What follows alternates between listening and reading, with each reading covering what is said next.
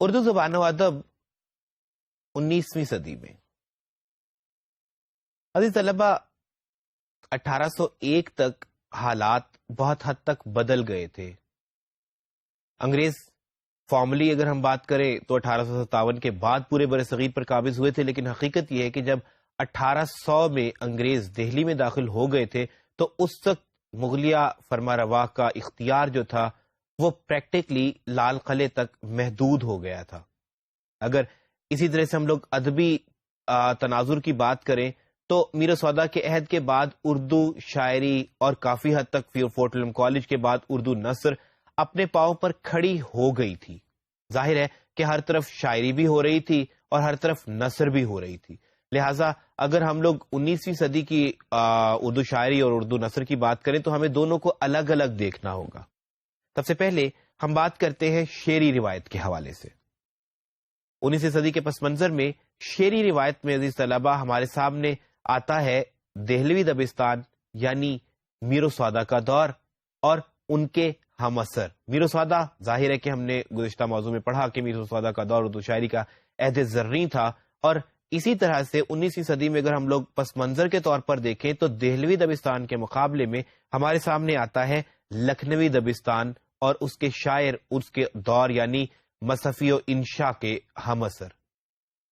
جس وقت دہلی میں غم و آلام کا دور دورہ تھا اس وقت دہلی میں کافی حد تک ظاہر ہے کہ تباہی و بربادی شروع ہو گئی تھی، لیکن لکھنؤ میں دوسری طرف بہت سکون تھا، امن تھا. شاید اس کی ایک وجہ یہ تھی کہ لکھنؤ دہلی کے مقابلے میں بیرونی حملہ آوروں کو بہت دور لگتا تھا. دوسرا یہ تھا کہ وہاں پر مسلمان فرمانروا قدرے مضبوط تھے، لہٰذا وہاں پہ پرسکون حالات میں تربیہ شاعری ہمارے سامنے آئی. اور جب ہم لوگ 19ویں صدی میں داخل ہوئے تو اس وقت ایک طرف داخلیت سے بھرپور دہلوی دبستان تھا اور دوسری طرف خارجیت سے بھرپور لکھنوی دبستان.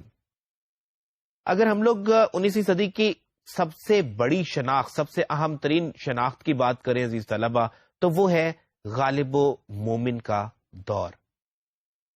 غالب و مومن کا دور کم و بیش 1800 سے 1870 تک کا کہا جا سکتا ہے، یعنی کہ غالب کی زندگی کا دور. یہ وہ دور تھا کہ جس میں اردو شاعری اپنے ارتقائی مراحل سے گزر کر اکملیت کی طرف بڑھ رہی تھی. لوگ میر سودا کے نام سے اردو شاعری کو جاننے لگے تھے، اب اس کے پھیلاؤ کی ضرورت تھی. غالب و مومن کے دور میں اردو شاعری کو مختلف 9 قسم کے شعراء میسر آئے، جن کا لہجہ، جن کا انداز، جن کے موضوعات تو ایک دوسرے سے مختلف ہوں گے، لیکن انہوں نے واقعتاً اس بات کو ثابت کیا کہ اب یہ اردو کا ابتدائی دور نہیں تھا بلکہ تجرباتی دور تھا. اگر ہم بات کریں شاعری کے حوالے سے غالب و مومن کے نمائندہ شعراء کی تو ظاہر ہے کہ سب سے بڑا نام، سب سے پہلا نام تو مرزا اسد اللہ خان غالب کا آتا ہے، جنہوں نے اردو شاعری میں، اردو غزل میں تجربہ کرنا شروع کیا. انہوں نے وسیع و عریض موضوعات کو، فلسافیکل موضوعات کو غزل کے نازک پیرائے میں ڈھالنے کی کوشش کی اور کامیاب کوشش کی.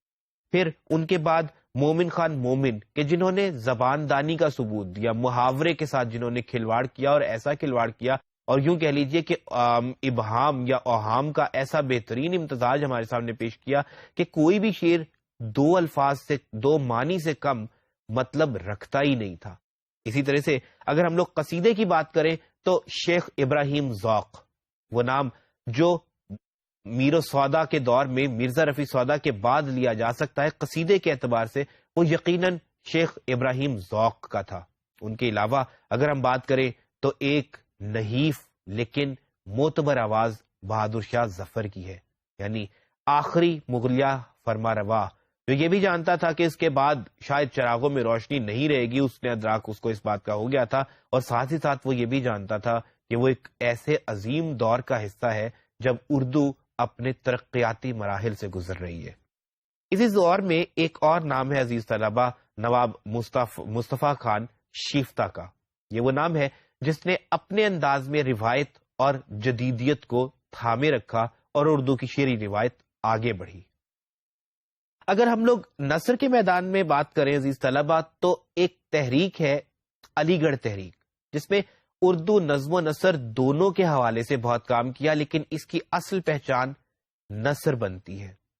کس طرح سے کہ جیسے میر سودا کے دور میں مختلف اصناف میں ترقی ہوئی تھی، اس طرح علی گڑھ تحریک میں جن اصناف میں زیادہ ترقی ہوئی وہ نظم سے کہیں زیادہ نثر میں تھی.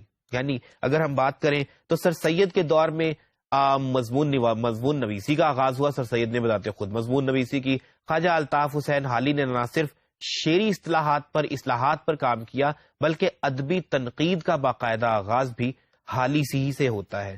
پھر اگر ہم بات کریں آزاد، محمد حسین آزاد اور شبلی کی، تو یہ وہ دو بزرگ ہیں جن سے ادبی تاریخ کا آغاز ہوا. یعنی باقاعدہ طور پہ آب حیات میں اردو کی ادبی تاریخ لکھنے کی کوشش کی گئی. شعر العجم میں شبلی نے کوشش کی. یوں باقاعدہ ادبی تاریخ کا آغاز ہوا. پھر اسی دور میں ناول بھی شروع ہوتا ہے. ڈپٹی نذیر احمد نے ناول نگاری کی اور اردو ناول نگاروں کے لیے رستہ ہموار کیا اور ان کو راہیں دکھائیں. یوں ہم دیکھتے ہیں کہ اردو شاعری ہو یا اردو نثر ہو، وہ گو کہ 19ویں صدی میں پروان چڑھی، لیکن اردو شاعری کا زیادہ صحرا مومن و غالب کے دور میں ہے. یعنی کہ غالب و مومن کا وہ دور کہ جس میں انہوں نے شاعری کی. اور اگر نثری ترقی کی بات کریں تو اس کا راز، اس کی حقیقت ہمیں علی گڑھ تحریک کی کاوشوں کی صورت میں ملتی ہے. یوں نصف اول میں 19ویں صدی کے نصف اول میں غالب و مومن نے اور نصف آخر میں علی گڑھ تحریک کے پیروکاروں نے اردو نظم و نثر کو آگے بڑھایا.